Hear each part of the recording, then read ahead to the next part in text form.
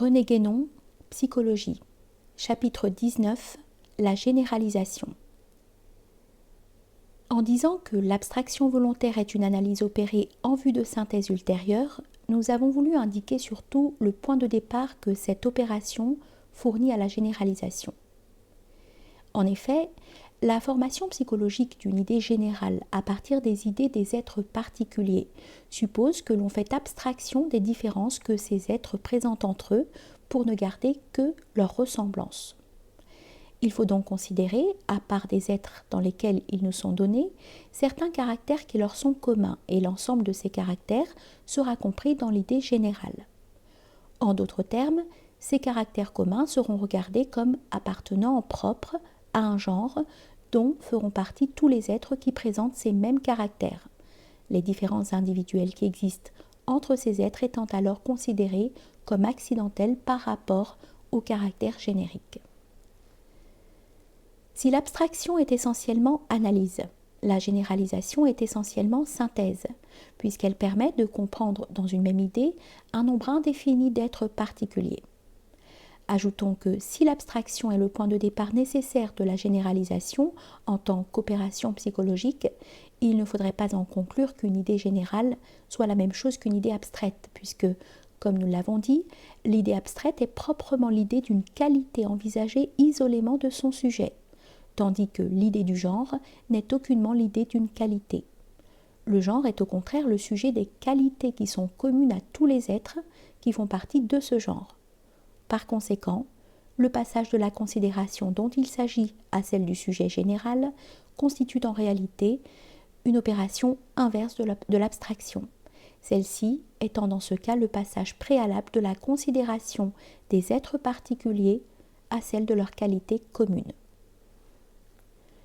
Le rapport inverse qui existe entre ces deux opérations successives est bien le même que celui qui existe d'une façon générale entre l'analyse et la synthèse.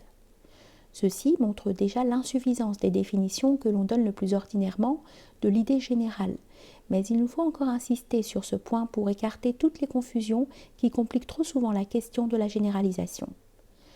Pour préciser notre pensée à cet égard, nous dirons tout d'abord que l'idée générale doit être conçue comme étant vraiment une idée, et non pas une image ou une représentation. Il faut donc la distinguer de ce qu'on peut appeler une image composite, qui n'est qu'une représentation plus ou moins vague employée comme substitut d'un nombre indéfini de représentations particulières auxquelles elle ressemble plus ou moins complètement. Dans bien des cas, une telle représentation composite correspond dans l'imagination à une idée générale, mais celle-ci, en tant qu'idée, en demeure essentiellement distincte. À plus forte raison, elle ne saurait se confondre avec un mot ou un geste qui peut, pour l'imagination, se substituer plus ou moins complètement à cette représentation composite. Certains psychologues, et notamment Taine, distinguent deux sortes d'idées générales, dont les unes seraient des modèles, comme les idées des objets mathématiques, tandis que les autres seraient des simples copies, cette seconde catégorie comprenant toutes les idées générales des choses naturelles. Pour les objets mathématiques, il est exact que toute figure géométrique, par exemple, est construite d'après une certaine idée générale, qui peut par conséquent être considérée comme le modèle de cette figure, bien que n'étant pas elle-même une figure.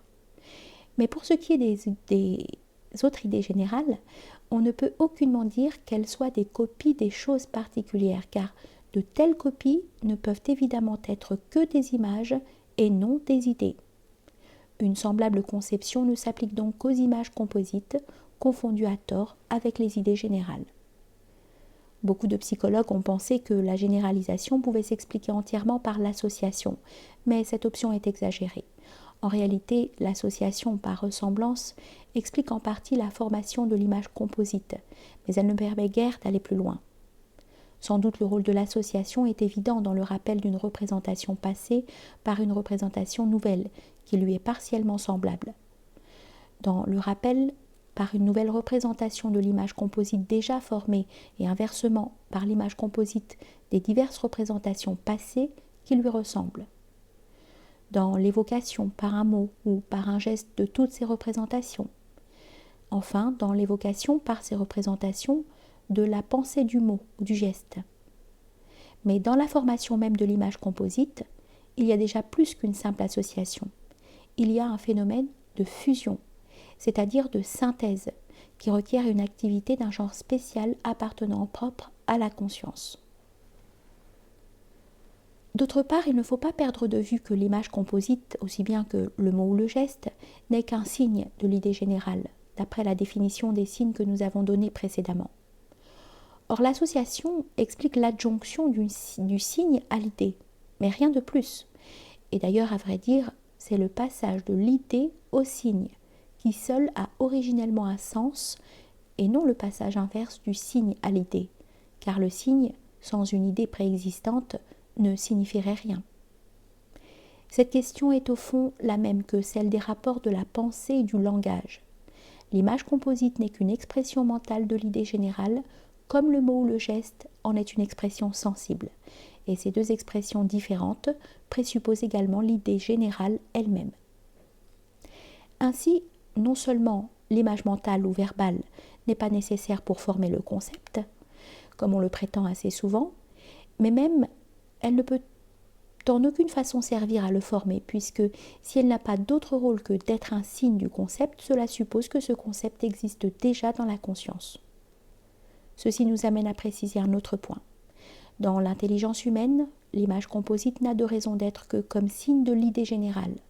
Elle n'en est qu'une traduction dans l'ordre de l'imagination ou une expression plus ou moins imparfaite et inadéquate, comme l'est d'ailleurs toute expression. Mais ce serait aller trop loin que prétendre qu'en aucun cas une image composite ne peut se former autrement que pour servir de signe à une idée générale.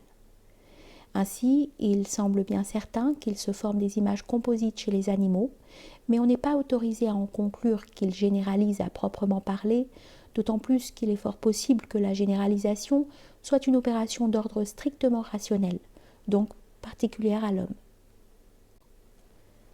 S'il en est ainsi, l'animal ne doit pas avoir la notion du genre et l'image composite doit exister dans sa conscience d'une autre façon que dans la nôtre, sans être constituée comme signe et sans correspondre à aucune idée générale véritable. C'est là un exemple qui montre assez nettement combien il faut se défier des conclusions trop hâtives auxquelles pourrait conduire l'étude de la psychologie comparée si de la constatation de certaines ressemblances superficielles entre l'homme et l'animal on voulait conclure à des ressemblances plus profondes, qui demeurent purement hypothétiques. Ces ressemblances peuvent être très réelles quand il ne s'agit que des facultés sensibles. Et par facultés sensibles, nous n'entendons pas seulement la sensation, mais aussi la mémoire et l'imagination. Mais ces ressemblances deviennent beaucoup plus douteuses pour les autres facultés. Et il faut sans doute, comme nous l'avons fait remarquer, reconnaître à l'animal une certaine faculté d'abstraction. Mais si l'abstraction n'aboutit pas chez lui au même résultat que chez l'homme, c'est peut-être parce qu'il lui manque la faculté de généralisation, qui peut être regardée à bien des égards comme complémentaire de l'abstraction. Revenons à l'idée générale telle qu'elle existe dans l'intelligence humaine. La généralisation est proprement l'acquisition des idées générales et cette opération suppose psychologiquement des abstractions préalables. Mais ces abstractions ne sont que des conditions de la généralisation. Elles n'en sont pas le fondement, car l'acquisition de toute idée générale suppose aussi évidemment d'un autre côté la notion de genre, de ce genre, qui est d'un tout autre ordre, présentant un caractère proprement rationnel et qui ne saurait être le produit d'aucune abstraction. Lorsque l'idée générale, fondée sur cette notion de genre, est constituée par le processus psychologique à base d'abstraction que nous avons indiqué, existe dans la conscience, une image composite pourra être créée expressément pour lui servir de signe, ou peut-être, dans certains cas, une image composite déjà formée indépendamment d'une façon un peu vague, pourra lui être associée en devenir de même le signe. Ceci suppose dans tous les cas la notion du signe comme telle. Et on peut se demander si c'est là aussi une notion d'ordre proprement rationnel. Il est possible que l'animal ait quelque idée du signe, mais cette idée doit être très différente de la nôtre. Et ce qui est certain, sans aller plus au fond de la question, c'est que l'homme fait de cette idée un usage qui lui est tout à fait spécial. Le fait du langage est une preuve suffisante de cet usage rationnel de l'idée de signe, quelle que soit la nature de cette idée en elle-même. Une autre chose qu'il importe de remarquer, c'est que l'idée du genre n'est pas du tout l'idée d'une collectivité. La collectivité n'est rien de plus qu'une réunion d'individus. Elle est en quelque sorte la somme arithmétique de ces individus et par suite elle dépend de leur nombre et varie avec celui-ci. Au contraire, le genre est essentiellement indépendant du nombre des individus dans lesquels ces caractères peuvent être réalisés, car sa notion est celle d'une nature indivisible et qui n'est pas susceptible de plus ou de moins. Le genre est donc tout autre chose que la simple réunion des individus qui possèdent certains caractères en commun. Il est la nature même qui est commune à tous ces individus et qui s'exprime en chacun d'eux par ces caractères génériques qu'ils présentent tous et auxquels s'ajoutent, pour les différencier entre eux, d'autres caractères qui sont proprement individuels. Nous ne pouvons d'ailleurs pas traiter complètement ici la question des rapports de l'individuel et du général, car il faudrait pour cela faire appel à des considérations qui sortiraient du domaine psychologique. La généralisation est d'abord spontanée. L'enfant a le plus souvent une tendance naturelle à généraliser et même à généraliser d'une façon qui n'est pas toujours justifiée. Il faudrait remarquer qu'il y a des esprits qui sont plus portés que d'autres à la généralisation. Ce sont les esprits dont la tendance est surtout synthétique, tandis que d'autres esprits ont une tendance qui est surtout analytique. Analyse et synthèse sont, comme nous l'avons dit, deux pouvoirs qui sont inhérents à toute conscience. Mais les différentes consciences individuelles manifestent très inégalement ces deux pouvoirs symétriques ou plutôt complémentaires. De spontanée qu'elle était à l'origine, la généralisation devient assez vite réfléchie, et la réflexion à son tour devient chez l'homme une habitude arrivant à posséder comme telle une certaine spontanéité. On peut dire que la généralisation spontanée est involontaire, tandis que la généralisation réfléchie est volontaire. C'est surtout l'attention qui permet de passer de l'une à l'autre.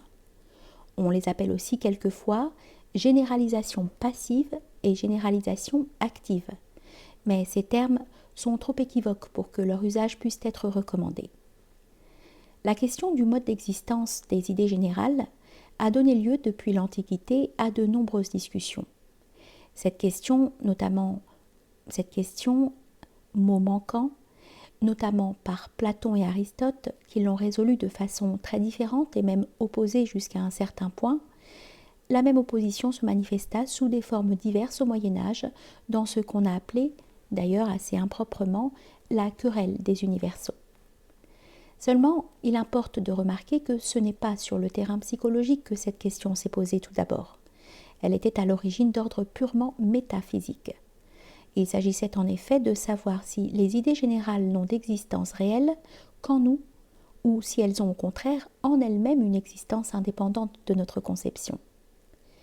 La première de ces deux opinions est celle du nominalisme, entendu dans son sens le plus général. La seconde est celle du réalisme. On a voulu rattacher la première de ces deux doctrines à Aristote et la seconde à Platon, bien qu'Aristote ne soit pas nominaliste au sens plus étroit et plus ordinaire de ce mot, et que d'autre part tout réalisme ne s'inspire pas nécessairement de la théorie platonicienne des idées.